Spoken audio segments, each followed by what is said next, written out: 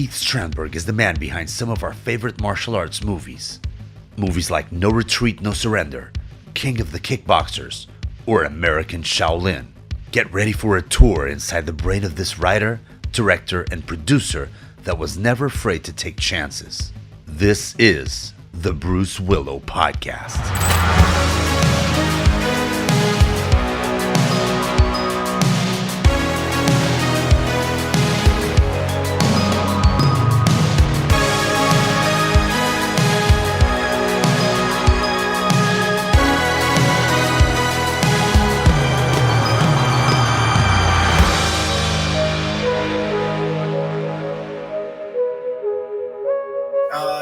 I don't see a poster for No Retreat, No Surrender behind you. I'm disappointed. Oh, yeah. That's true. But I do have it on my dojo. I do have it on my dojo. I do have Van Damme Split. Yes. I do have them. It's just this single corner that doesn't have anything of yours. Okay. I swear. But if you come to Portugal, I will dress the whole studio. King of the Kickboxers, super fights, blood. We'll have blood moons all over with actual blood. We're gonna have everything. I like that idea. I like your studio. It looks good. Oh, thank you so much. Yeah, it's been rough to get it all together, but it's it feels like home. Whenever I'm having a bad day, I just come here and it's like, yeah, somehow life is good again. Is that any better? Yeah, much better. Okay, good. I'm not sure if I guess the camera's okay, yeah? Oh man, I mean, it's why do the cell phones nowadays have much better quality in everything than what we thought would be like the greatest thing ever, the personal computer? Oh my God. Right. Because even my camera, whenever I do what you can do on the phone now. Yeah, I mean, people can make full movies on the phone. Yeah. Actually, having ideas like that, I was having an idea of doing like a TV series or like let's say a Netflix series with fights in reels for Instagram. Like 1 minute and a half episodes, so that you can like you look at the whatever's going on, and then there's a fight, and then to be continued. So Right. like. And the story just advances every day. That would be interesting. Yeah, It'd be a lot of work, though, Bruce. Yeah, you'd have to in terms of script writing, I could use a little bit of help for that. But I was thinking that that it would be cool, but there's often the feeling that shooting vertically would also ruin the fights, or we might be onto something that nobody else thought of, Yeah, you'd have to really change the choreography to fit the vertical. And it's funny because I teach at a school here in a university here in Switzerland. Mm-hmm. And even in the video courses, I go over with the kids, it has to be horizontal, it has to be this. And inevitably, they turn it in with it being vertical. So, I mean, they're just so used to shooting things vertically now that it's remarkable. Were you in the beginning in any ways offended by the vertical? I was. No, not at all. I think it's a different way of doing things. I just think that it limits the storytelling because, if you wanted to get two people into that vertical shot, you'd have to be much farther away. And so you wouldn't get the emotion necessarily, I think. Yeah, I know what you mean. But in a way, because I started doing my fitness videos, we're already on, by the way. I mean, this is like a conversation. This is not one of those things where where I give the introduction. And today, here with us, we have blah blah blah blah. Yeah, no, we're just shooting the breeze. I do fitness videos as well for YouTube, and I was like, vertical, that doesn't work. But then I saw a couple of guys doing it and having quite a lot of success with it, and I was like, let's try it out, because just for the fact that you have more amplitude of a shot up and down, it might we might be onto something in terms of we can be closer to that person and really show the whole person. The whole different thing is when you're trying to shoot a fight because you have two people standing next to each other. Yeah, That way you exactly. lose them Right. all. You lose them. So it's like it's It'd have to be more of a born identity kind of fight with yeah. much closer in than what we like. I think I can say this about you, but I think the sort of fights we like are the big fights where you see the whole movement, because Yeah. that's what we want as martial artists. We want to see. I remember going to the movies to see Chuck Norris movies and just wondering what new techniques he's going to do. What new thing is he going to pull out? And the same with Hong Kong films. I'd go down to Washington D.C. and spend the day watching Hong Kong films. Wow. Just to see all the different things that I'd never seen before. So I think that would really restrict for true martial arts fans, but it might be a nice introduction for people that don't know much about martial arts to see it in the vertical format. Because the kids nowadays, that's what they want to watch things in, is the vertical format. Yeah, everybody watches everything in the vertical format, so I really don't know what to do about it. Because if you want to do something cool with fights for Instagram, for example, I mean nobody's gonna watch it with the bars, with black and black, and then and you no longer they no longer have the feature of you being able to put the phone horizontally and it maximizing. It no longer exists, so they are really Oh, is that forcing you to right? do. Okay. Yeah, they're forcing you to do everything vertical. Wow. I think it's the government. Well, I mean, it also would limit the sort of distribution you could get, because you could do it on Instagram, but then you couldn't port it to something else, to Netflix or to a theater or anything like that. So it would be limited in and how you could maximize the views. Do you, as a creative person, do you feel bad whenever you have an idea that goes by and you don't do anything about it? Are you like, how do you control your OCD in terms of creativity and ideas and energy pouring in your brain and out of your brain? Well, I participate when I got my master's degree. I got a master's degree in screenwriting. After my career was seasonal, the bottom fell out of the low budget filmmaking market in about 1995, I guess. And so, we sort of went dormant for a little while. And so I went back and got my master's degree. And so I've always been, I continue to do writing every morning. I do these things called morning pages, which is from The Artist's Way. It's a book by Julia Cameron about creativity. Oh And wow. so I write 3 pages every day, just to get those ideas down on paper, whether or not I'm going to use them. And then, I'm in the midst of a number of different projects now, trying to read stuff we did with seasonal and some new stuff with some of the guys that I've worked with before. So I still try to channel that creativity, but you're right. I mean, we don't run out of ideas. We run out of the opportunity to realize those ideas, I think. Well, yes, exactly, exactly. Um, and I'm recalling this. Sometimes we also get to a point. I'm not putting myself in the same category as you, obviously. I'm just thinking as a content creator, even if just for Instagram or TikTok or YouTube. I'm not much of a fan No, of what you do TikTok is for some really, reason. really good. I'm very impressed with what you do. Oh, thank you so much. Thank you so much. I mean, it's just about. I just want to keep the flame going of what we grew up watching I mean just the fact of me putting I don't know, I put 5 minutes or 10 minutes of no retreat no surrender on my TV and it pumps me up for the whole workout. It's like, I mean, that should account for something. And to be perfectly honest, I don't get that from, and I don't want to offend anybody, but I don't get that from John Wick. You know what I mean? I don't get that from Right. a lot of the new stuff, which is cool. It's well done, it's well made, but it's not, it doesn't have the same heart. It doesn't have the same feeling.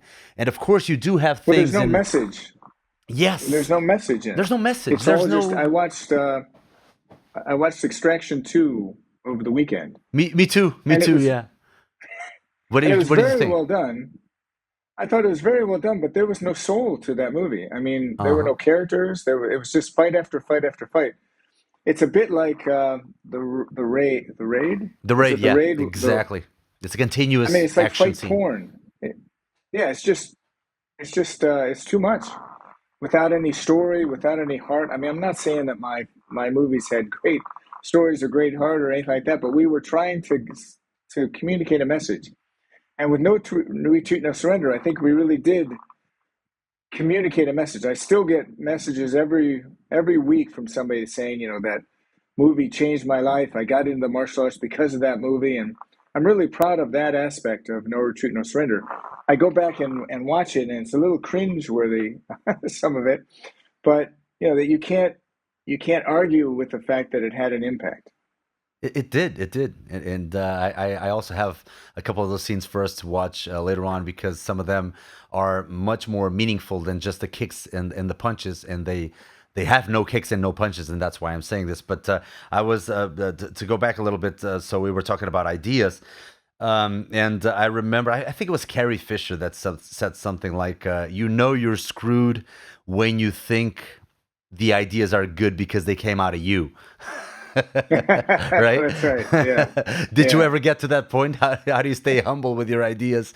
Because No, no, I I know that a lot of people probably through the whole process of the script writing to the actual end result. And by all means, I mean we know that, for example, in Enter the Dragon, a guy like Bruce Lee had enough power right. to tell the script writer to go f off if you wanted to, So he rewrote a lot of the scenes. No, I don't like this. I would never say this and stuff like that. So we know that it goes through a huge filtering process until the final result.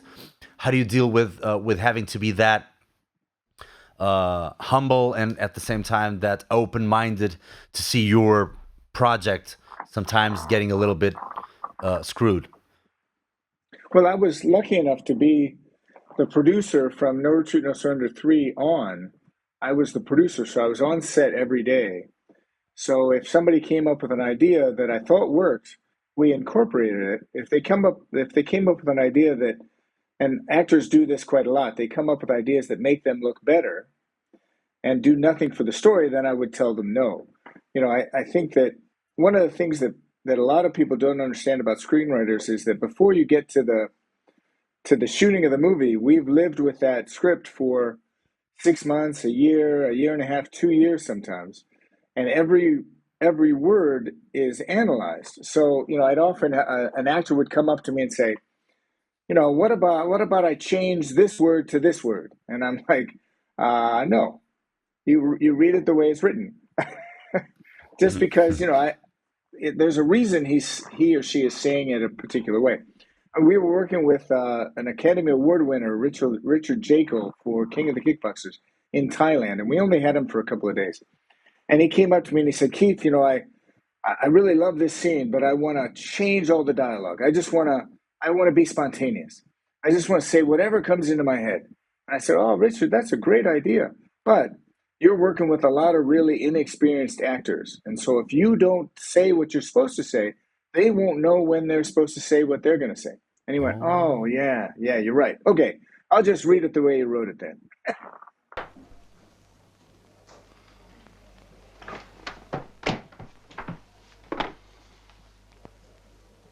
I like that. I like that. So that's soft skills.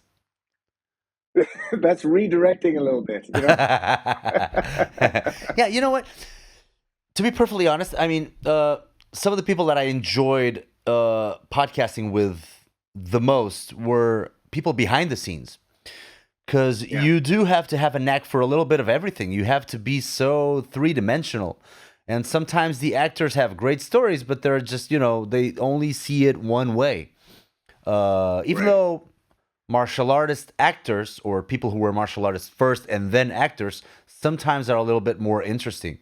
But yeah, well, I mean, for example, Andre Morgan, one of the producers from Answer the Dragon. I mean, it was like a workshop to talk with him, and I Right. mean, just the nuggets you just gave here in these 5 minutes are more than what I'm looking for. This is exactly what I like to have. Well, you're right. This sort of. The actors are really focused on just themselves. I remember we were doing super fights, and the kid that was playing the lead, Uh-huh. Brandon Gaines, very talented kid, but he couldn't see reality. Like we were doing this sequence that ended in a hook kick that needed to go right in front of the guy's face, in order to sell the reaction. Uh-huh. And he'd do it, and the director would say, "Sorry, that's too low." When they do it again, he'd say, "No, that's too high." And we had tape assist, so we would roll the tape back and show it to him, and he'd go, "Oh, I look great." And we're like, "Yes, but it's a miss. You can't do that." And we had to do it like 20 times before he got it right, because he was looking at how he looked and Yeah. not how the scene looked. And that's one of the reasons why we don't typically show actors the dailies, Yeah. because they may change their performance based on what they see in the dailies, where the director has an idea of the whole movie and knows what the performance has to be. Who are some of the best actors that you've worked with? I mean, really enjoyed working with. Oh, enjoyed working with. Yeah. Well, for us, it was hard because we had to start with martial artists first Uh-huh. and hope that they could act well enough to carry off the film. And I think some of the best actors and martial artists that I've worked with are Keith Vitale, Chuck Jeffries, Oh, yeah. Gary Daniels, certainly. Oh, wow. Yeah. Kurt McKinney was great to work with in No Retreat, No Surrender. He's still a good friend of mine. I talked to him. I just talked to him last weekend. Oh, fantastic. So the guys that are the really solid martial artists, like Keith Hirabashi Cook Oh, and Billy yeah. Blanks. I mean, these guys. I remember when we were casting for King of the Kickboxers, and I knew Billy from the circuit, and I knew Keith from some of the stuff he'd done already, and we brought them in, and it was a mixture of guys we knew and guys we didn't know. And so these guys came in, and a lot of times actors will say they're a champion, but they're not, and they don't have any real skill. No wonder. And Yeah. they'll show up and they'll have like tight jeans on, and we'll say, "Okay, show us some kicks." He goes, "Oh, I wore these jeans; they're too tight to kick in. Sorry, I'm a really good kicker." Uh, and then Billy Blanks comes in, and Keith Hirabashi Cook comes in, and they do like 4 techniques, and the director's like, "Okay, that's enough. Wow. I know they can do it." Wow. Yeah. So it's a joy for me to work with. They were my heroes. I worked with Joe Hess, who was heavyweight champion of the world, and he was one of my heroes. Billy Blanks certainly was one of my heroes. Keith Vitale, I followed his career when he was younger, so it was really nice to work with those guys. And those guys have no ego because they have proven themselves. Keith Vitale, 6-time world champion, he's got nothing to prove. I mean, he's just having fun, and we're having a blast shooting the movie. And he approaches it like he approaches a martial arts technique. Getting the acting right. Oh, wow. And he's becoming a great podcaster as well. A great podcaster. I loved your Yes. conversation. Yeah. Your 2-part Oh, conversation. I thank you. love it. I loved it. Oh, thanks. And he's such a humble guy. And maybe it's because you guys are so loose and I mean this obviously in a good way, that you guys look so good. I mean, you look like you're in your 30s, man. Not only you, but him. I Well, mean, and you guys. he's my older brother. I want to make that clear. He's my older brother. But we would often check into the hotels when we were shooting on location and say, Keith and the lady behind the desk would go, "Are you guys brothers?" And we'd look at each other like, "What? Keith and Keith, same name, brothers?" Both would No, be I named don't Keith. think so. Yeah, yeah. Yeah, it's like George Foreman, who named all his kids George. But no, Keith is one of my best friends, and we are talking constantly. So it was a lot of fun to do his podcast. That's for sure.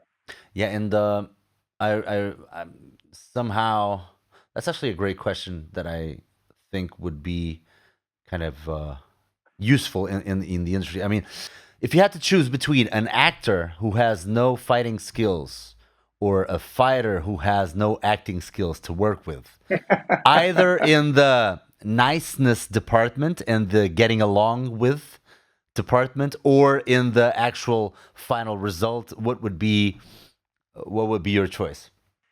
Well, it depends on the kind of movie. If it's an action movie, I got to choose the martial arts, because I was at the Cannes Film Festival one year, and this buyer came in from Japan or the Philippines or something, and he was looking at one of our older movies on tape, and he was fast forwarding through all the dialogue to get to the fight scenes. Okay. and it made me angry at the time. But I understood because everybody understands action, and action is what carries an action movie. They don't really care so much about the acting. So if it was an action movie, I'd have to choose the martial artist with no acting ability over because I've worked with actors and tried to make them look good martial arts wise, and it was a nightmare. Yeah, yeah. We hired a girl for Blood Moon, and we hired her off her tape because we were the lady that we had cast had to drop out for some reason, so we had to recast it right away. So we were looking at tape, and she sent in this really great reel, and she looked like she could do everything. So we hired her, we interviewed her over the phone, and then brought her in, and she couldn't do anything of what we saw on the tape.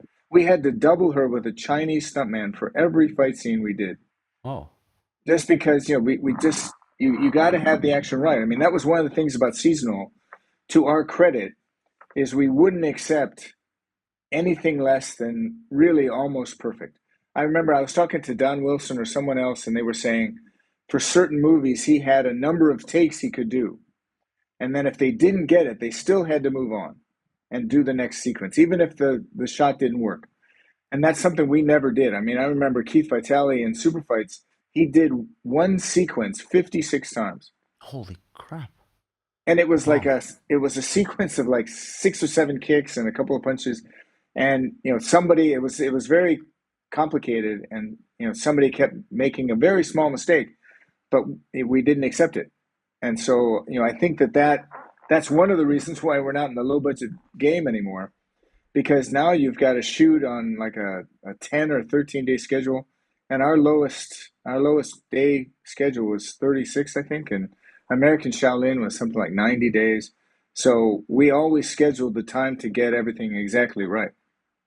Oh, yeah, yeah, yeah. So, in the reel for that actress, what was it? Another person doing the things for her, or did she rehearse it It so most much? it most Yeah, I think she rehearsed it so much, or they hid her lack of ability with camera angles or something. Yeah, But or she was doubled. I mean, I would have thought we would have noticed if she was doubled, but it caught us by surprise. And we've had a lot of people like that, actors yeah, that were really good actors, but we thought we could teach them what they needed to know. But that you can tell right away if even just somebody throwing a front kick, yeah, you yeah, can yeah, see they've trained or they have not trained. yeah, yeah. For sure, for sure. I mean, it's one of And those Keith and I, we skills. ran a camp. Oh, sorry, Keith and I, Sure. we ran a camp where we taught martial artists how to fight for the movies, which is, it's a special skill. And actually, Scott Atkins came to our camp in Atlanta. That's how I met Scott the first time. Was he came to our camp, and we saw how fantastic he was, and we tried to hire him for Blood Moon, but because it was a SAG movie and because he wasn't a SAG actor, it was impossible to get him over for it. But he's one of my favorites. He's a great guy, and he loves No Retreat, No Surrender, and he was Yeah. it was a joy to work with at that camp. And I'm dying to do a reboot of No Retreat, No Surrender that has Scott involved. What would a reboot, without letting us know too much, but what would a reboot of No Retreat, No Surrender look like? Would it be exactly the same story, like a kid who asks our God for help, or would it be something? Would you give it a little bit of a different twist, without going into too I think much details? it would be a more modern story. That's actually one of the projects I'm working on now. Mm-hmm. But it would be a more modern take, set maybe in an inner city, and it wouldn't have that same storyline about the dojos. But it was, I think, it would be maybe a girl instead of a guy. We'd have to be more diverse, I think. It would still have to have that element of Bruce Lee, and that's kind of a sticking point now because the whole Bruce Lee Foundation and how closely they monitor any use of that is very stringent. Now I know I've talked to Shannon a couple times, not about No Retreat, No Surrender, but I think it would be really fun to do it again. Oh, fantastic, fantastic. And I wonder how the young people would receive the idea of Bruce Lee. You know what I mean? Because for us, it was like the first time we were seeing anything like that, and Jackie Chan and whatnot. But now you have so much action, and people seem to be more, I don't know, prone to The Rock or Jason Momoa or, guys like that. And I have no idea how the kids would react to the idea of Bruce Lee. I know that 30-year-olds, 40-year-olds, 50-year-olds would love it, but I'm not sure how the 15-year-olds or the 23-year-olds would react to it. Because, I mean, so many people I know in that age group, they have no idea who Bruce Lee is. And I'm like, oh my God, why? Why? Really, they don't know who Bruce Lee is? Oh They my don't gosh! know. I They don't guess. know. Yeah. Yeah. Wow. Well, maybe we could do something special where with No Retreat, a reboot of No Retreat, No Surrender, we could make Bruce Lee a household name again too. Yeah, yeah, I think so. I think people need a little bit more Bruce Lee in their lives. Yeah, because if they think The Rock is a good fighter, Oh wait my till they God. see Bruce Lee. I mean, these new idols. I mean, not that they don't have anything going for them. I mean, I like The Rock as an entrepreneur. I like him as a person. I like him as a bodybuilder, as a wrestler. He's a great athlete. But if you ask me, two of his movies that I love, I'm gonna say like I don't know. I have no idea. I don't even know one single movie that I love of his, and I Right. probably couldn't even name three.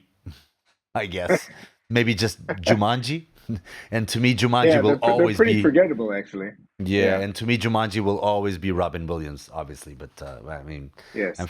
from a different generation.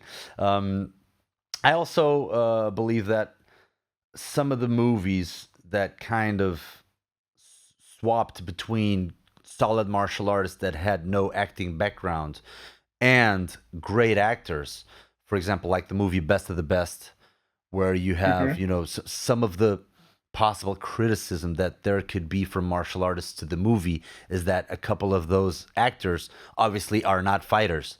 So Right. you basically are waiting for the Alex fight, for the Eric Roberts and the Simon Rhee and Philip Rhee fight. But then you look at the other guys like Virgil and Travis and stuff like that. Even though some of them might have practiced martial arts, it's not necessarily, like a joy to watch in terms of fighting. But they give it such a Right. soul. They give the movie such a soul with their acting. They're much more composed in terms of acting, and I think that kind of works. Yeah, and I think that I mentioned the Born Identity before. I think that that was a real successful blend of a great actor, Matt Damon, and the fight choreography that had him look like he knew what he was doing. Yeah, You Jeffy know, Mata. yes, it was quite successful, and I think that for me the two best actors slash martial artists are Bruce Lee and Brandon Lee.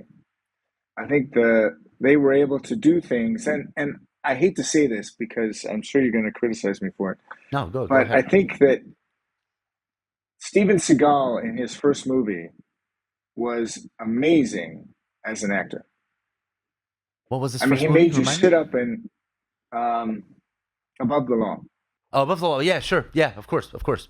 because I mean you believed it, Okay. and then he Yeah. started believing in himself, and then every movie after that was just horrible. But his performance.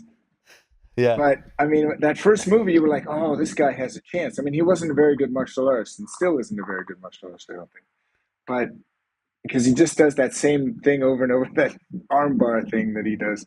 Yeah. But he was really convincing in that first movie. Yeah. Yeah, I know what you mean. It's like he had it was that. It was what you see is what you get, right? And that's the best thing for Right. someone not to overdo or overreact. When they start thinking too Yes. much, it's like no, no, no, no, just less, less, less. Just that's right. I grew up Just watching do what you're Jackie Chan. supposed to do. Yeah, I grew up Ah, watching Jackie okay. Chan Yeah. and Sammo Hung and stuff like that. So whenever I did something a little bit more physical, my reaction would be way over the top, like way overacting, like, like, like how the Chinese audiences love to portray everything, like Right. everything is so juvenile, so childish, so overreacting and over Right. the top. So Yeah. when I went to castings, everybody was like, "You look." I mean, This is a casting for a cell phone commercial. This is not a casting for a ninja movie from the 80s, you know. Okay. And I was like, "Oh, Well, okay, okay." both Jackie and Samo, they were in the Beijing Opera School. I mean, they Yeah. grew up in that school, so it's a theater thing, and so they were taught to be sort of over because the guys in the back of the theater have to be able to see the reactions Yeah, and yeah. see the emotions. But Jackie Seasonal did Jackie's first two movies. His first movie was Drunken Master, and then he went to Snake and the Eagle Shadow, and then he left Seasonal and went on to do other things. Even though there was like one or two in which he was really, really young, like oh man, Shaolin Wood Man, I think. I think those were a little Mm. bit prior. I'm not sure now. I'm not sure. I would have to go And on he was a IMDb to check it out. stuntman. He was In a answer, stuntman in Enter the Dragon, of course. yeah, and Fist of Fury as well. Yeah, yeah, yeah. Oh, he was. Where was he in Fist of Fury? Oh, he was he was the Japanese getting kicked in Is that the right? yeah in Bruce Lee's jump sidekick in the end. The Japanese Okay. character goes like "Arr, arr," boom all the way.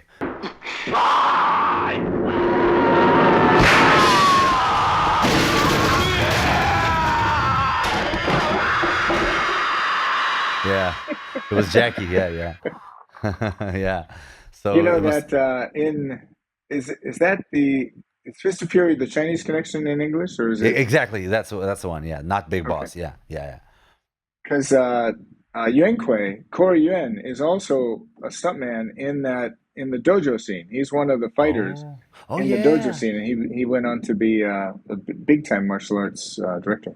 yeah, yeah. Of course, of course. Yeah, yeah, yeah.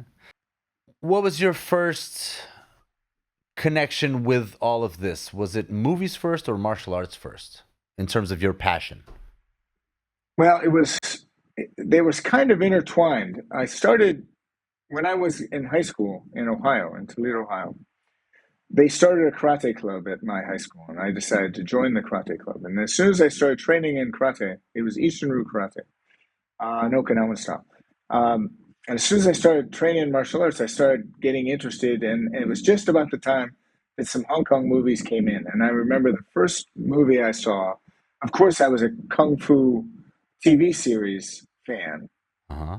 but then the first movie that I saw at the local multiplex was Five Fingers of Death. Oh yeah, yeah. And you remember when the guy would hit with the Low five Lee. fingers, and there'd be this plant. Yes, there's this print on his chest from the five fingers, and you had the guy with the big bulge in his forehead, and he would slam people with his forehead. Yeah. I was over the moon about that. So it was both at the same time. I was training, and I was training like a wild man. And I remember I had a space in my basement where I was training, and I had a poster of Bruce Lee from Enter Wow. the Dragon in my basement. And I actually started training in martial arts because my brother was bullied me quite a lot, and I wanted to stop him from bullying me. And so one day I was training down in the basement, and my brother came in and started making fun of me. And I hit him, and I must have hit him so perfectly. I hit him in the chin, and he went all the way across the room. I mean, Oh. just flew across the room. And I don't even remember like the feeling of hitting him. I just poof, and he went flying, and he never bothered me again. See, that's how you defeat the bully. So you were like That's maybe right. 15-ish? Yeah, that's right. I started training when I was 14, and my parents were going through a divorce. So I really focused on martial arts because it Uh-huh. became my savior in keeping myself sane, gave me Mm. something to do. Oh, that's And in nice. fact, I was on the tennis team in high school, and they thought I would hurt my hands if I did karate. So they said, either choose tennis or martial arts. And I said, well, but goodbye to tennis, and I chose martial arts. Um, so I really credit the martial arts with a lot of my success because it gave me the confidence to believe I can do anything, and it gave me the self discipline to, if I want to do something, to make sure that I can learn as much about it before I even try it. So Oh, that's amazing, and thank you for sharing the part about the divorce and the fact that it helped you because it really does. mold the teenagers. And I have a similar story because my parents divorced when I was 10. I started practicing martial arts Okay. when I was 9, when I saw the Dragon, the Bruce Lee story in the Okay. movies, yeah, with Jason Scott Lee. And I was like, I didn't Right. even know what I was watching, but it was like, I want to be that guy. If there's a Bruce Lee, I want to Right. be just like him. So I started practicing Kung Fu, which gladly I had in my hometown near Lisbon here in Portugal. And I mean, my parents split up when I was 10, and my father not being present, or at least frequently present at the home, it's like, in a way, all these characters here became my parents as well. It's like Right. Bruce Lee was my go-to guy, or go-to god in terms of what would Bruce Lee do right now. And obviously there's a lot of Yes, that's imitation right. here. There's a lot of comparison, but it's still nevertheless a greater idea of an idol than than it would be to just resort to, I don't know, stupid stuff that teenagers might do with each other, and other things like, I don't know, some criminal activities or drugs. Or nobody wants to just Right. go and study just because, if they don't have guidance and direction, it's going to be a little bit harder. So yeah, I do feel the same way when you said that it helped you cope with the divorce of your parents. And Right. And and it's how, still, I mean, even today, like when you train in the martial arts, you really can't do anything else. It's not like these kids today that are multitasking with everything they do. You know, when you're sparring somebody, you can't be thinking about the problems that you have in the day, or you're going to get whacked. You know, so uh, it still is a real. You know, I read a book by C.W. Nicole a while ago called Moving Zen, and that's really what I see the martial arts is. It's moving Zen. You're emptying your mind and doing what you need to do and doing the moves, but you're clearing your mind to do it. And I think that's such a benefit today with wow, yeah, with so much. Uh, you see so much. Things are bombarding you all day long, and it's a real nice thing to be able to just focus on one thing and do it. And I'm a motorcyclist too, and the same is true with motorcycling. You can't do anything but motorcycle. You can't smoke, you can't drink, you can't do anything but pay attention to what you're doing. And I think that's a real benefit. for sure. And I talked to a guy a while ago who I was mentioning something about how nowadays. So a while ago we would watch, even on YouTube, even in the beginnings of YouTube or the beginnings of internet, we would watch, I don't know, one video every 5 minutes, or each video would be Right. like 10 minutes or something. But now with TikTok and whatnot, people see and swipe through, I don't know, 10, 15 videos in a single minute. Right. And Yeah. I said something like, the brain is not wired to absorb 15 videos in a minute. And that Yeah. guy said, no, no, no, Bruce, let me correct you here. It is wired to when you're in stress mode. And I was like, wow. So our Oh. so our leisure time, our pleasure, our relaxing time is spent absorbing more and more stress. So it's like, wow, Right. this, if Wow, if you that's an think of it that interesting. way, yeah, Yeah, that's an interesting way of looking at it because when I see, like, even my son, my 14-year-old, he's on YouTube. He watches like 12 seconds of something, then yeah. switches to something else and watches 12 seconds of that. I'm like, just watch it. But if it doesn't get him, grab his attention in 12 seconds, he's gone. Yeah, And that's yeah. really sad because I mean it's hard to tell a story in 12 seconds. It's hard to catch somebody's attention in 12 seconds. And I think that stories that are worthwhile need to be told in a long form way, not in these short snippets that it seems like everybody wants to be entertained by these small things now and not really look at long form stuff. This reminds me that we will have to, I mean, this is actually perfectly in line with the first react that we're going to have, which is one of my Okay. favorite scenes, one of my favorite scenes from the American Shaolin, which does not cover any type of punching or kicking. So, American Shaolin, I'm going to ask my producer to put it on. Okay. Can you watch it well? Yeah. Have you ever seen this movie? I mean, this is There's just an Daniel Day amazing Kim. scene. Yeah. I remember being a kid and crying every time with this clip, because he's Oh, coming really? back to Wow. he's coming back to the temple, and he's having like they're giving him a second or a 10th break to go back. After all the mistakes he's made. Why did you come to the Shaolin Temple? I love this dialogue. To train, master. Oh, thank you. Yet you rebel at every rule Wow. Yeah. and blame the training for For your your inability to learn and progress. progress, You are like someone swimming in fresh water, crying, I I thirst. What What you seek is all around you. Yeah, I love this. With the ways of the temple, the battle is within yourself. Within myself. Wow, wow, wow, You wow. must This is accept deep. The responsibility for your life.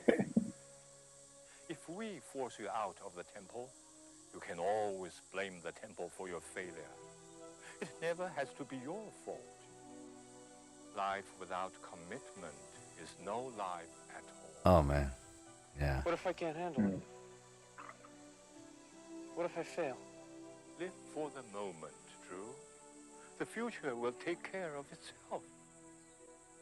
If you go through your days here, squeezing every last bit of life out of every minute, you need not fear failure. Wow. Okay, you can take it off. I just wanted Your I just wanted failure is people my to realize that for this, number one, you need two actors, and not just two Right. martial arts. You need two actors. Second of all, this is the glue, in my opinion. This is the glue to a good martial arts movie, because otherwise, like you said, it's just porn. And if you Right. can imagine, and you talked about some of them being cringy, and some of the stuff is cringy, obviously, but if you can imagine a 12 or 13-year-old kid like I was here in Portugal, going through my parents' divorce and all that stuff, and then watching all the fight scenes and all the training montages and stuff like that, and pumping myself up, and then listening to these messages that somehow I know they're strong, but I don't really relate yet, but they keep inside my mind. And nowadays, it still makes a whole freaking world of sense to me. So, first of all, where did you get the inspiration for this specific scene? Well, I'm a big fan of the Shaolin Temple. Uh-huh. In fact, I got to go there 5 years ago and train with some of the monks there. And actually, NG, the head of seasonal film, has a very good relationship with the Shaolin Temple. So I got to meet the abbot, the head abbot, and train with some of the martial arts. And my original degree in college was in Oriental philosophy. And then I switched it to Chinese language with a minor in Oriental philosophy. So a lot of that comes from either Zen philosophy or Zen koans. But what I Taoism? really tried to do in every movie, some more successfully than others, was to impart messages like that so that people could learn something from it. And yeah, and I really was honestly trying to proselytize the martial arts. I wanted people to see the movies, then go sign up for at their local martial arts dojo. Excellent, excellent. I mean, yeah, and it's so much in line with what we were talking about. Not people not living for the moment and watching 12 seconds of a video and then swiping, Right. and say what you seek is Right. all around you. That's why I thought of. I Yeah. mean, I have a couple of clicks ready, but this was the clip right in line with what we were talking Oh, about. that's So great. if people could enjoy their present and have a little bit more of mindfulness going, I mean, just like what we do with martial arts, what you do with motorcycling. I mean, you can't think of anything else at the moment. It just keeps you in the moment. You're present and you're connected to whatever your environment is at the time. And yes, this Right. was a And scene that I you really do loved. that, and you feel good afterwards. When you're in, what do they call it, doom scrolling? When you're doom scrolling, 15 minutes passes and you feel bad. Yep. You feel like you've wasted 15 minutes, whereas with training in the martial arts, you're not wasting anything. Yeah. And then all of a sudden, the simple stuff, you look at a tree and it's just a tree. So what? And it's like, it's Yeah, nature. No, yeah, but I just that's saw right. a video of a midget doing blah, blah, blah, and this and this. Oh, all right, all right. I can't beat that. If you're on TikTok every Yeah, day, I can't beat a midget doing triple somersaults. Yeah, yeah, yeah. But that's right. yeah, and any particular approach or any particular philosophy books that you like? Like, are you into Taoism and stuff like that, or I'm more a fan of Zen. Zen. It's like Buddhism? Chan in Chinese. Yeah, Chan, Hmm. Zen Buddhism. And I love. I have this book called. It's about Zen. It's Zen koans, and it has these little stories that do that I've tried to use some of the stories in movies. In fact, I'm working on a scene right now, and it's a great story where this monk is in front of a bunch of people, and this guy is heckling him from the audience, and so he brings the guy up and he says, the guy says, "So I might have to listen to you. I don't listen to anybody." And he says, "Oh, well, that's too bad. I'll tell you what. You stand over here, and I'll explain it to you." And so the guy moves over to his right hand side, and then the monk goes, "No, no, it's better. Stand on my left hand side." And the guy moves over to the left hand side, and he goes, "No, no, you were right. It's better on my right hand side." So the guy moves over to the right hand side. The monk goes, "I find you very obedient." Nice. It's little Oh, stories nice. like that. Yeah. And then there's another one that I love with it. These monks they take a vow against having contact with women, of course, in China. And so they're out for a walk, and there's this woman on the side of a creek, and she's trying to get to the other side of the creek. And, the monk goes to help her, and the other monk says, "You're not allowed to touch a woman." And he goes, "Don't worry about it." And he picks up the woman, and he carries her across and drops her. And then they continue walking, the two monks, and the monk, the other monk is saying, "I can't believe that you helped that woman, you touched that woman, it's against our religion." And he looks at the guy and he says, "I carried her for 1 minute. You are still carrying her." Yep. Okay. And it's those kind of stories that just you think, I love "Oh, it. that's so deep and so wonderful." So I love those Zen koans, and there are several books of these Zen koans, and they're all really great. I mean, I just love them. Do you meditate, for example? I try. I wish I did more meditation. I wish I could, but I see the training as a lot of meditation. Oh, But yes. sitting and not doing anything for for X number of minutes is difficult for me. But I think I get the meditation from the training. Oh, yeah, I for hope. sure. For sure. For sure. How Yeah, about I've you? Do you been meditate? I do. I do. I've been practicing meditation. I started with the transcendental meditation.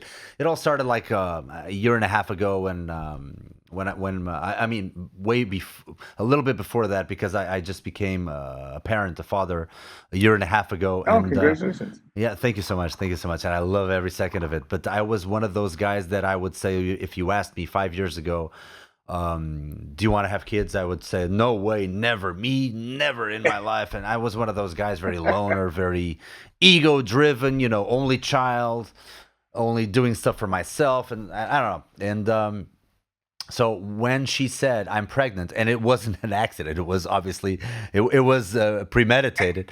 But when she said that, something boiled inside of me that started like ringing everything and made me look at myself, and I was like, I'm not very happy with myself. I wanted to be a better man. You know what I mean? I wanted to Right. learn how I could be a little bit less self-serving, instead, or I thought something like, if I'm gonna be a father, I'm gonna be a proper father. I'm gonna be a proper parent. I'm gonna take care of my kid. I'm gonna raise him to be a strong man or woman. I'm gonna raise, Right. and Good for you. somehow, yeah, thanks. And somehow, what I looked at in the mirror was, by no means I would be unhappy with my talent or what I've achieved so far. It wasn't that. It wasn't like in anything related to my career. It was much more related to me as a person. I thought of Hmm. myself as someone who was a little bit on the selfish side, and I didn't have a lot of self love in terms of what I could bring to the table as a leader, as a father. Hmm. So I did everything, every sort of therapy there is in the book. Like I Okay. started reading about the Stoics. I started reading about Taoism. I started reading about Buddhism. So that's when I discovered meditation, and I started with transcendental meditation, which is cool. It's like you take this course, which is anywhere from 4 to 5 days in a row with a master, and it's you have a mantra which you keep repeating to yourself for 15 to 20 minutes, and the idea is that you don't give it a meaning. So if it were an actual word like tree, you would watch a tree, you would judge it, you would paint it just the way you imagine your tree, and that's the idea, would be to remove all type of judgment and just be with the word, be with the sound, as if it Right. had after a while a sort of a cleansing effect. And I know that a Okay. couple of very famous people who are really hard workers, like Howard Okay. Stern. He's a TM guy. Yeah, he's a TM guy. Jerry Seinfeld and David Right. Lynch. David Lynch, the director. Yeah, they're Okay. huge. They're huge TM guys. And Seinfeld actually said that that's what got him through the 9 years of doing the Seinfeld show, because everybody would go to lunch and he would go to his dressing room and he would be like he would be there in silence, working that mantra for 15 to 20 minutes, and then he would come back refreshed. It's like the mind goes somewhere very peaceful to actually relax. And so I like that Do you one. still do it? Not so much the TM, because after a while I found mindfulness, and I believe mindfulness to me is a little bit my thing. For some reason, Okay. I think I mean, using the word works as if it would do something magical. It does. It works. Everything works if you cling to it. But I mindfulness is a little bit better for me, because I'm a very introspective person. I'm always like creating inside my mind and thinking about ideas and stuff. And being a YouTube creator actually does a lot of that to you, and you start getting a little bit more Hmm. self-involved in that aspect. So the mindfulness of external things, just like looking at objects or listening to sounds and stuff, it really gets me more in touch with the here and the now, other than just doing something like being at a bar and just thinking inside my head and not really being in the bar. What did I Right. think of a bar? I think as I get older, I need to be more mindful of everything that's going on, because it goes by so quickly. Yeah. That you get to be my age and you think, where did it go? Yeah, yeah, yeah, yeah, yeah. So I don't. I really want to be. Yeah, I really want to be both. It's like for the first half of my life, I worked on the physical, and now, even though the physical gave me a lot of great tools for the mind as well, it's like now I would Hmm. like to be a little bit more, not taking everything so personally. I think that's I think that's one of the major reasons for unhappiness in this world, especially in our industry. People take themselves way too fucking seriously, and I think that is Yeah. not good. What do you think about that? Being I inside. agree with you, and I like the idea. You alluded to the fact that your dad wasn't around as much as maybe he could have been, and the same was true with me. And Hmm. so I think we're both committed to being the best fathers we can be, because we didn't have great role models as fathers as well. I think sometimes you either do what your parents did, or you do the exact opposite of your parents. My Hmm. parents were drinkers and smokers. I don't drink, I don't smoke. My dad was sort of an absent father, and I'm anything but that. So I think we often flip to the other side, and it sounds like that's the way that you want to be, is to be the best father you can be. Yeah, and every once in a while there comes that little voice saying, maybe you're just like them. Yes, maybe you tried to escape being like them your whole life, but you're exactly fucking like them. And it's like, not that my parents are bad. I mean, don't get me wrong, but some of the things might be. You grow up wanting to be the opposite of some of the things that you might see in relatives that you don't approve of as much. And Right. yes, Yeah. I do feel like that as well. Um, so, in terms of work, when you started, so do you speak both Mandarin and Cantonese? No, I just speak Mandarin. I only know the bad words in Cantonese. Um, but the written language is the same. So if I had any trouble, I could always write down what I needed to tell people. So, Oh, they don't. but my major in college was Chinese language. Yeah, I'm learning Mandarin for 3.5 years now, and I feel like I only know how to say ni hao. 哎，很不错。你在哪里不错。学？我在里斯本大学学习。啊，不错。里斯我每本大学个礼拜我在网上我在上一个课了。一个课，在哪里？每个礼拜我上课在网上，在一哦个学校在中国，在武汉。哦， So 在 I 武汉。take a course with a Chinese school that is that so it keeps my conversation going Yeah, because yeah, it's yeah, very yeah, easy yeah. to lose it. Yeah, and it's a great thing actually to have online lessons. It's very good.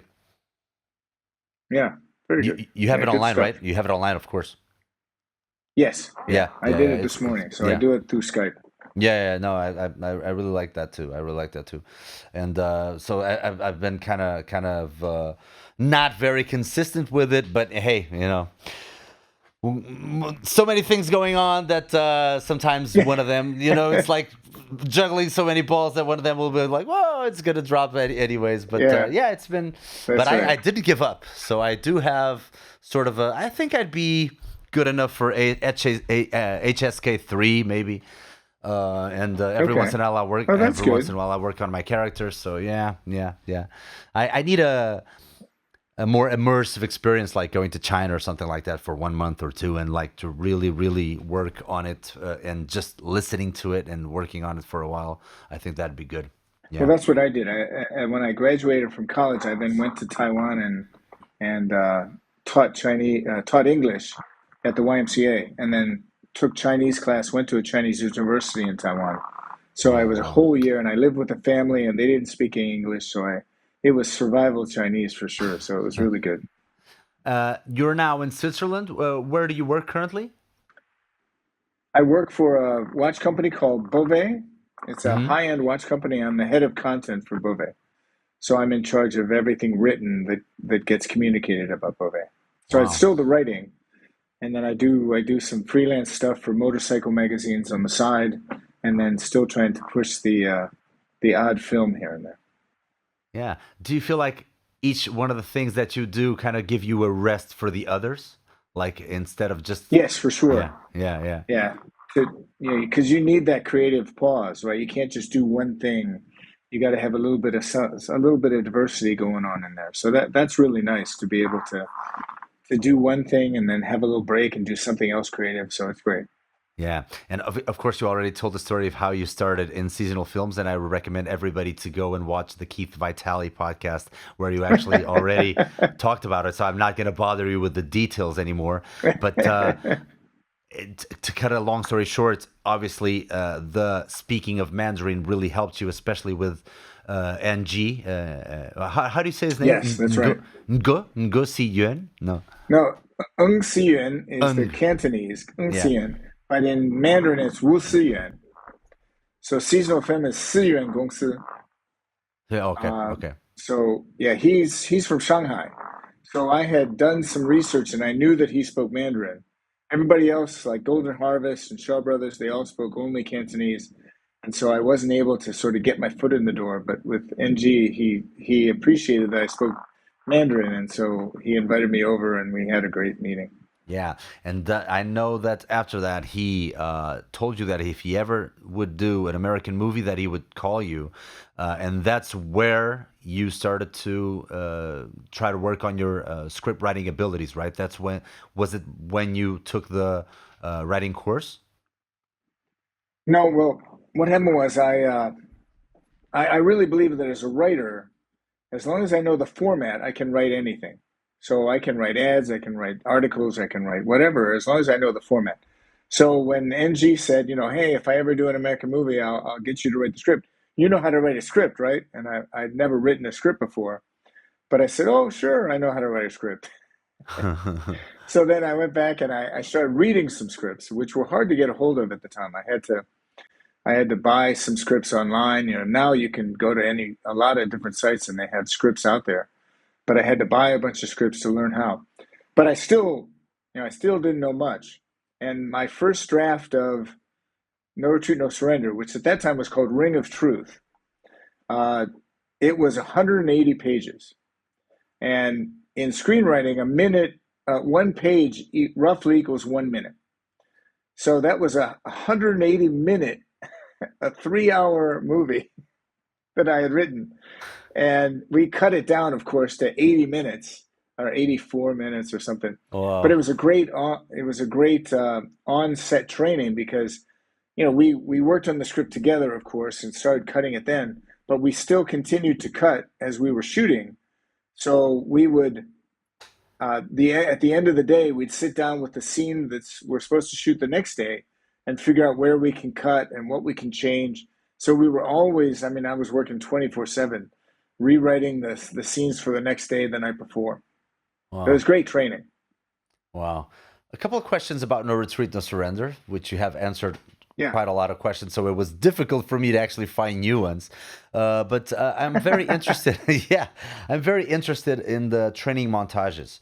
Do you have anything to do with the training montages in terms of the design or do you see themselves? For example, if Kurt McKinney is working out in the park, do you place them in the Right. park doing the abs, or was it more Korean or Yun Kwai that designed those segments? Well, typically, with even a fight scene or a training montage, I write the general specifics of it. Like they're in a park, they're doing some training exercises, and I give some ideas, but it's really a combination of those ideas and the director deciding what are the ones we're actually going to do. And you know, when I started my career with a fight scene, for example, I'd write like 2 pages of a fight scene, and after we went through the shooting of No Retreat, No Surrender, I realized, you know, that's not the way it works. I would just write they fight, and if there was anything special that needed to happen in that fight, then I would write that down. Like if there was a special technique I thought he had to use, or if there was some sort of reaction that one of them had to have, Oh, then I I'd get it. write that in there. But then I realized on the set of No Retreat, No Surrender 3, I was, you know, because I don't know if you remember, but in Blood Brothers, Lauren's character is a very naive guy, and Keith's character he's like a CIA agent, and he's very worldly, and he knows what's going on, right? And Yeah. so in the fight in the garage, Keith kills a guy in the middle of that fight, and Lauren is shocked by it. I'm watching them set up this fight, the choreographers, and what I realized is the choreographers, they don't read the script. They're just told, hey, set up a great fight scene, and this is what has to happen. So I'm watching them set this fight, and they have Lauren killing a guy in this fight with a knife or something, or with a sword. And I go up to Tony Leung, who is the fight choreographer of that Uh-huh. movie, and I said, Tony, he's killing a guy. And he goes, yeah, it's cool, isn't it? It looks great. I said, yeah, it looks great, Tony. But he's got a line later at the end of the movie, at the end of that scene, where he says to Keith in shock, you killed a guy. And I said to Tony, you know, that line's not going to work if he's already killed a guy, you know, and then he's shocked that Keith killed somebody. He went, oh, I see what you mean. All right, I'll change it.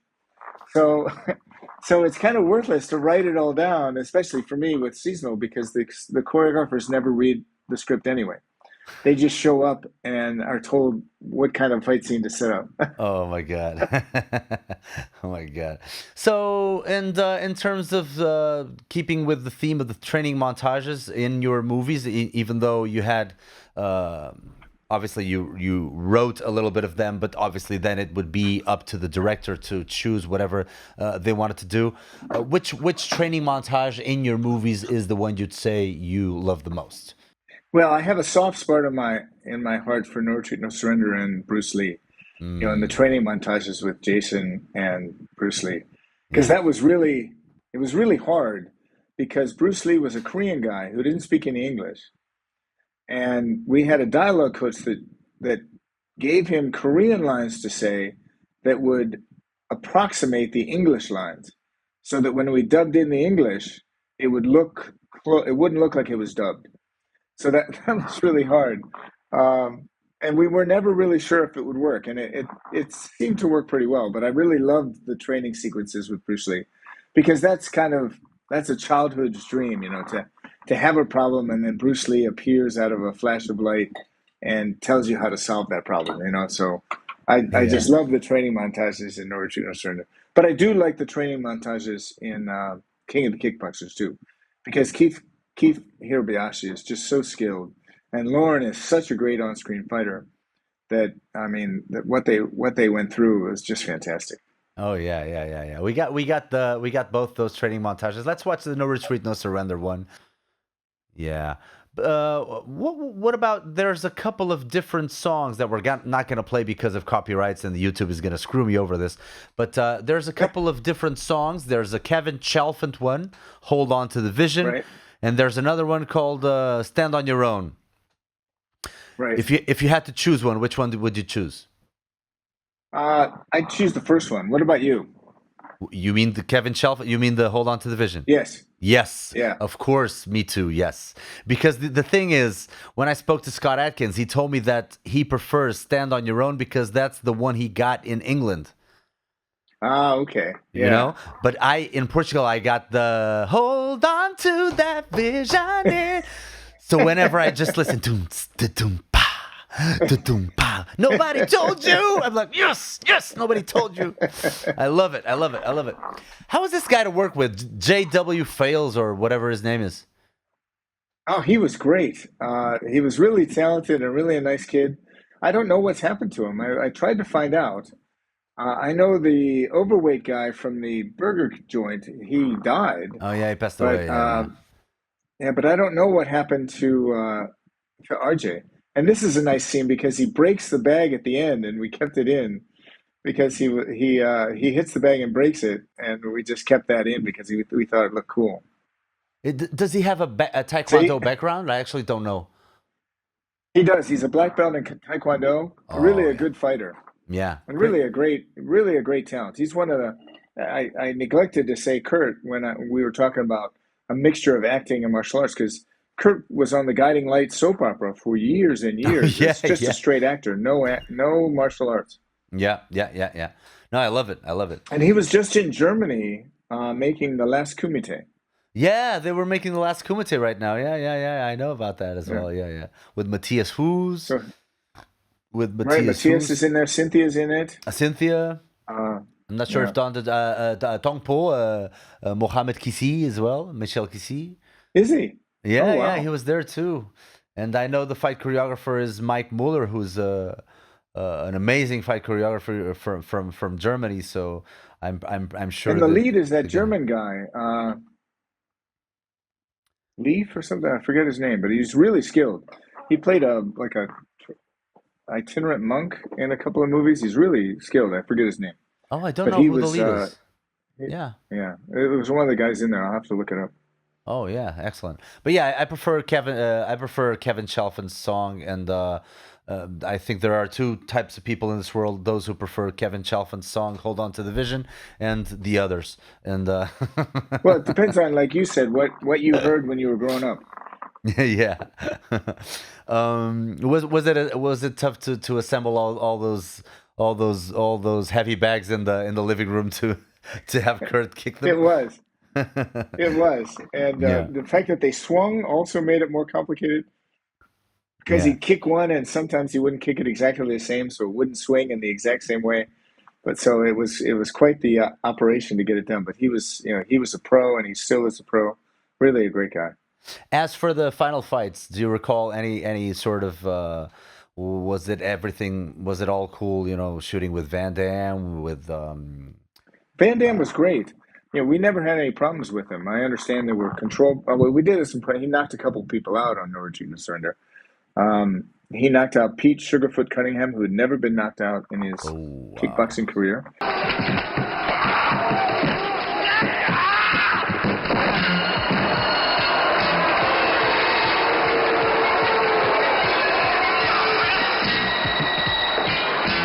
knocked him out twice. Twice. Because he broke. Van Damme had to do a flying spinning crescent kick, and he did the first time and knocked him out. And instead of just waiting for cut, he went to help him to see if he was okay. Oh, And we were like, no, we got to do it again. And so we did it again, and he hit him again and knocked him out again. This time he stopped and just stayed there. So the fight choreographer didn't tell him, don't hit the guy? Oh, of course we did. But he kept thinking he needed to be closer than he had to be to make it look good. And I think he was sued on Cyborg for blinding a guy. And some of our guys who got hit by Van Damme testified against him in that case because it was clear he didn't have any control. And hold the cup lightly, like this. Is that cup gonna shoot over here and kill me? Should I? No. Okay. And I do like a light kick on his shoulder, but don't worry, you'll see how good it is and the precision. You see?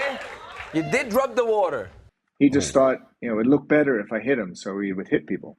Oh my goodness! No, that's not. But good. he was really good to work with. Other than that, but it was funny. One of the guys in the final fight scene, he comes up to me in the morning of that fight scene. He says, "Keith, I don't want to lose," and I was like, "What?"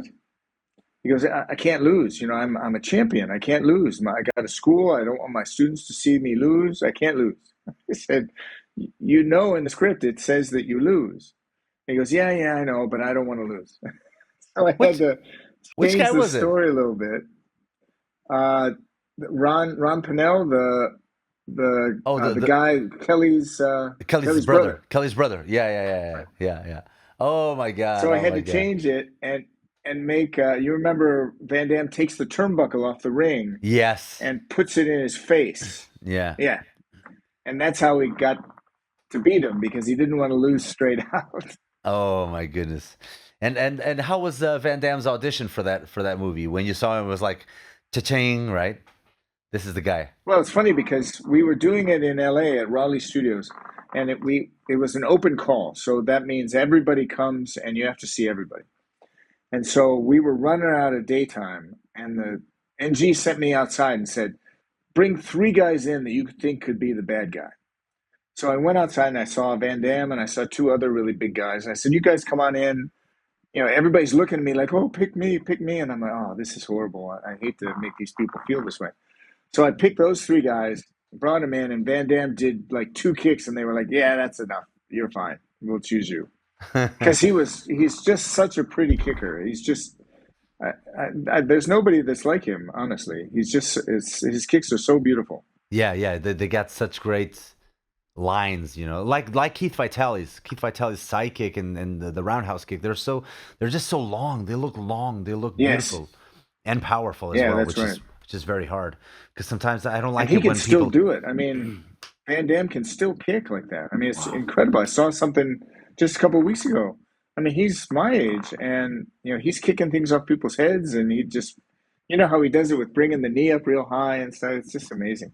Come on. Don't sell yourself short because I know you still play football. American football, not the pussy football that we have here. The real football. The real football. I'm a American football enthusiast. I played a little bit here in Portugal. Even though... Oh, very good. In Portugal. Keep in mind, in Portugal. So, it's... Yeah, a couple of American guys from the embassy played with us, and they were like smoking us. So, but they helped us a lot in terms of getting a little bit better technique. But it was so cool. It was so cool. I love it. It's such a great game. Yeah. Do you have a team? What's your team? It was called Lisbon Navigators. Yeah, but what's your NFL team? What team do you like? Oh yeah, I haven't been following, but my favorite team of all time was Philadelphia Eagles. I'm an Eagles fan. Oh, really? Good for you. Wow. Yeah. Because I lived in Pennsylvania for Reed. Bill years. Bill Reed? Okay. Is it Bill Reed, right? Bill Reed. Andy Reid. He's not the coach anymore. Yeah, I like. He's with Kansas City now. Yeah, but the era of Donovan McNabb, of my favorite player, which is Brian Dawkins, is my favorite player of all times. Oh, he's fantastic. Yeah, Brian Westbrook. I love those guys. Yeah. Yeah. And I think LaShawn McCoy when he came in. Oh yes. That's my son's favorite player, LaShawn McCoy. LaShawn McCoy. Oh yeah. And one of the things that football actually got me, and I think that it speaks a little bit to our variety as not only artists but also sports people. I think that if you get a little bit of a reference or a little bit of a style coming from other areas other than your own, for example, if you're practicing martial arts, and I was a martial artist first, I started when I was Right. 9, but then after like 10 years or something, I started playing American football. And not that I became a great player, obviously, I didn't play for shit, but I learned a lot about explosiveness. I learned a lot about sprinting. I learned a lot about, I started working out more like an American football type of athlete, like very short burst, very intensive. So all my squats would be for 2 to 3 reps instead of doing like 20 reps. So I started mixing the functional and strength and explosive aspect of the working out for explosive sports with the martial arts, because I believe that helped me a lot in the long run, because a lot of the martial artists have no clue what to do in the gym.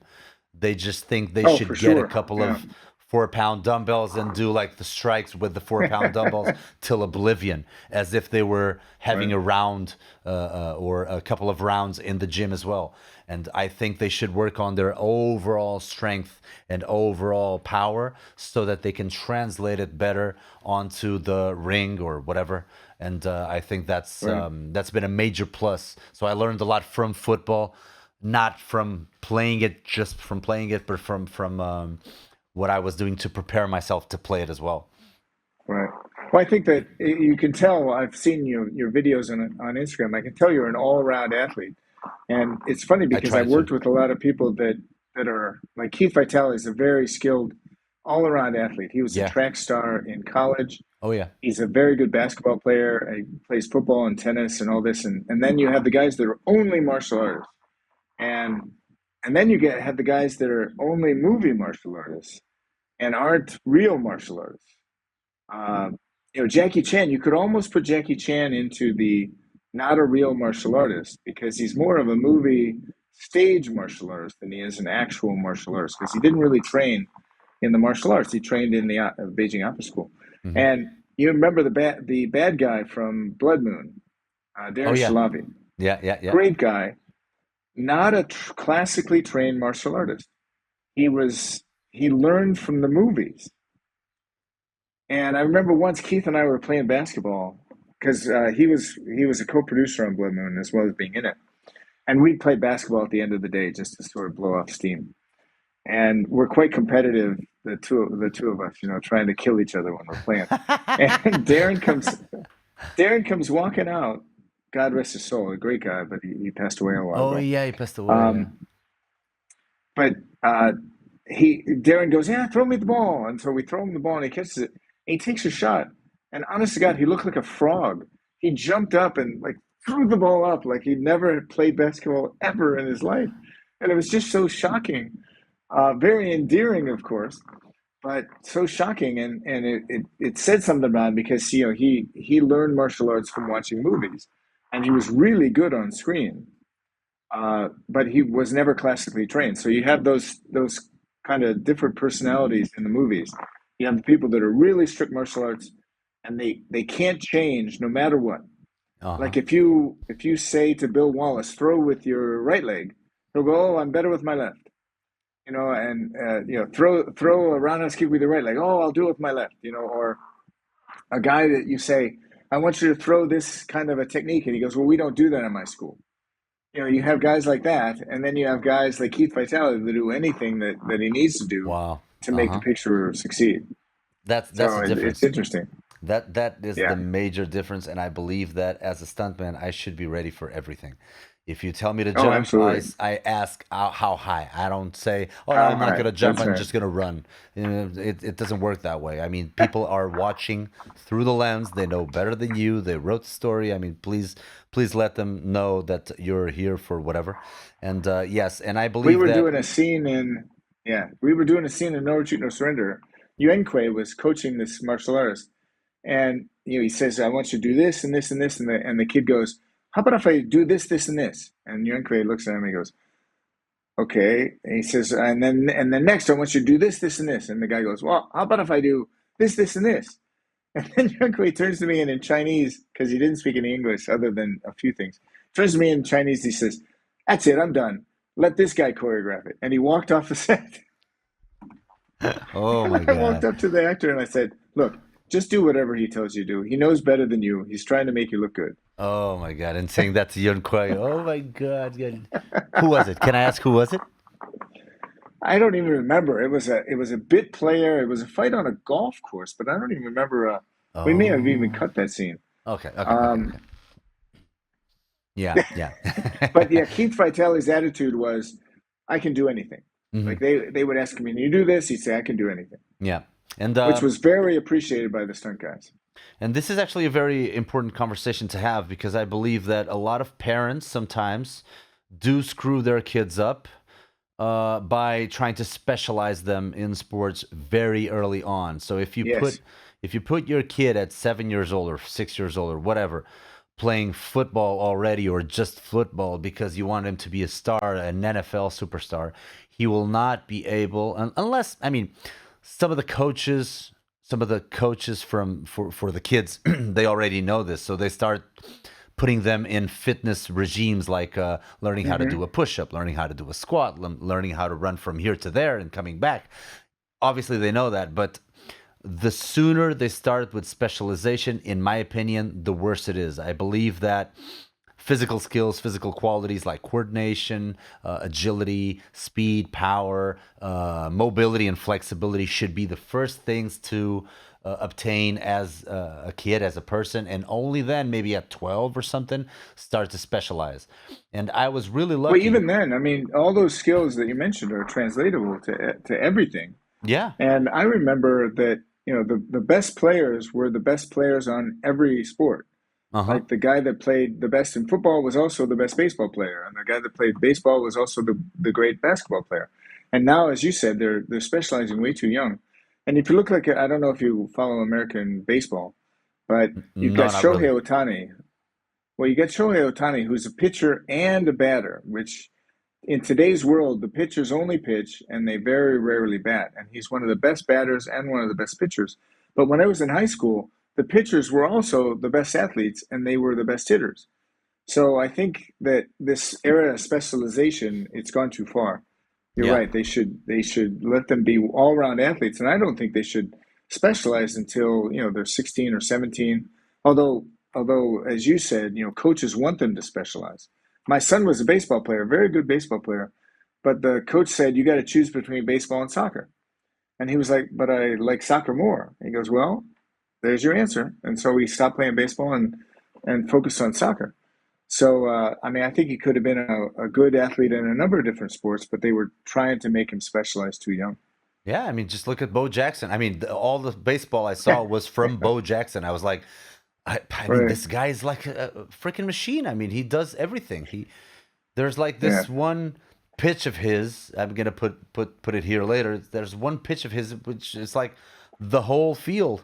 It's like a boom, a rocket pitch. And I was like, wow, what the hell? I mean, when you're well-rounded, you are well-rounded. Being a running back Yeah, and that's being right. like a superstar in baseball as well. I know he's not one of the best, but still he could throw, he could do everything Oh, basically. that's right. So okay, so I just wanted to one funny question. Were you the one to create this song? And I'm just gonna put it. It's let's see if my producer knows which one I'm talking about. Yes, He's reading your mind. yeah. Put some volume Oh, in it. yes. Summertime Blues, of course. Were you the one to write it down? I was. I was the one that changed it. We had licensed. I hope the licensing Put my company microphone. doesn't hear this. But I was the one that changed it to the Shaolin Temple Blues, and we licensed it to be used as is. But we made the change, and nobody ever noticed that we made the change, which was nice because it was not a widespread released movie. But I loved putting "Summertime Blues" into American Shaolin. So you were already a fan of Eddie Cochran or something? Oh, absolutely. I love this. I love this. I love it as well. I love it as well. And how was I read somewhere, and you don't have to say if you don't want to, but I read somewhere, and I think it was something that you wrote. I found it online that Reese Madigan was not a very easy guy to work with. Is that true? Well, there comes a time, Bruce, in every actor's Pode ser, liga tudo. journey across a movie when they realize you can't finish the movie without them. Okay. And their whole attitude changes. They get more demanding. And I think that, Reese was a really a good guy to work with. He's very talented. He's a good actor and a good martial artist. But he was also a classically trained actor. So he came to this a little bit more structured than the way we typically shoot a martial arts film. So I think he was frustrated by the fact that we spent more time on the action than we did on the acting. Oh, okay. But at the same time, I think that, as I said before, at one point in the making of a movie, and it happens to everybody, they realize you can't finish without them. And so they become a little bit more demanding. They become a little bit more difficult to work with. It didn't necessarily happen with Reese as much as it did with some others. Okay. Okay. But, I think that Reese and we went to an event in Berlin and got to have sort of a heart-to-heart. And, we are friends now, and we got along well during the filming. But as a producer, I sort of had to be the hammer in certain situations. And sometimes people don't like when the hammer comes down. Yeah, I mean, you're always in a tough position. You're always in a tough position. You have to be a little bit of everything. You have to be the father, the mother, the uncle. So yeah. I realize it's always a tough. And I have to put the production ahead of everything else. So no matter how much I like Reese or like somebody else, I have to say, look, I'm sorry, we're going to have to start at 6 a.m. tomorrow. I know you don't want to get up that early, but we have to. It's just the way it's got to be. And he was mature enough to do his job, and he did a great job.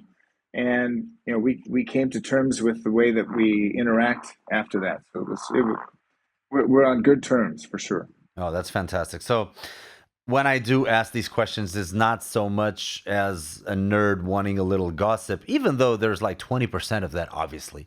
But it's mostly because I think we all can learn from the mistakes as well. I think we all can learn from the bad things that happened every once in a while in the industry. And let's not forget that being either actor, either producer, anybody that works on film it has to be a little bit crazy because you put amazing hours on day in and day out, many a time away from the families.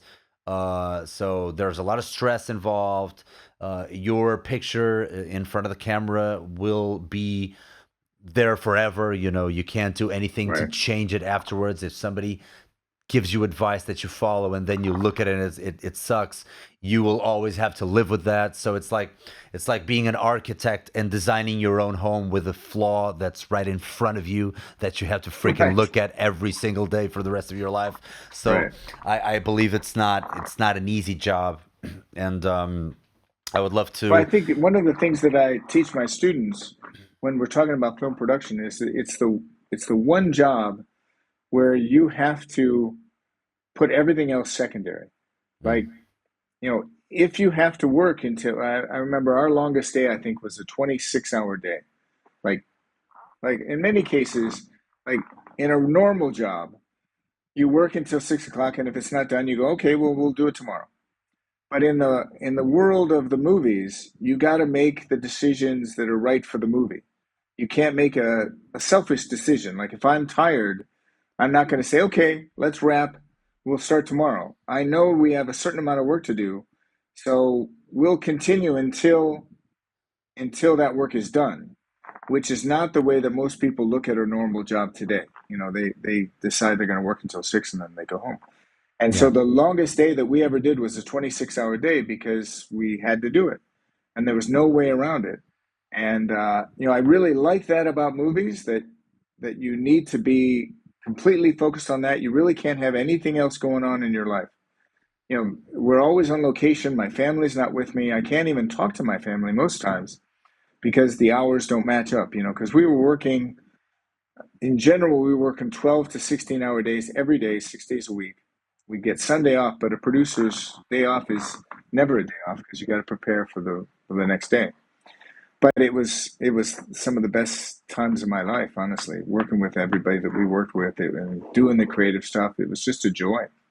Yeah, and I believe your free spirit and your open-mindedness has been the prime vehicle, I'm sure, to you getting to dip your toe in a little bit of everything, but just a basic, well-rounded communication expert. I believe you are very Well, very very open to other people's ideas and to the opportunities that might come in your life. I'm not sure if you want to leave any message for everybody that either likes these movies and has grown up watching these movies, and for people who want themselves to create and to I don't know, be writers or be in the industry. If you have any wise words of experience for them to wrap this up, I would be much appreciative. Well, I don't know if they're wise words, but I would say that you got to do what you love. And one of the things is I just love writing. I love telling stories. And, I think you got to do what you love, and you got to do something different. A lot of people, they do the same old, like they like a movie and they sort of redo that movie, and it's not so successful. I think you have to really try to find your own way. And Bruce, I think you've done that in the communication that you do. You've done something really unique, and that's what people have to find. They have to find the thing that they love, and they have to find their own slant at it. And I think once you find that, you'll be successful as long as you're dedicated to it. It doesn't happen overnight.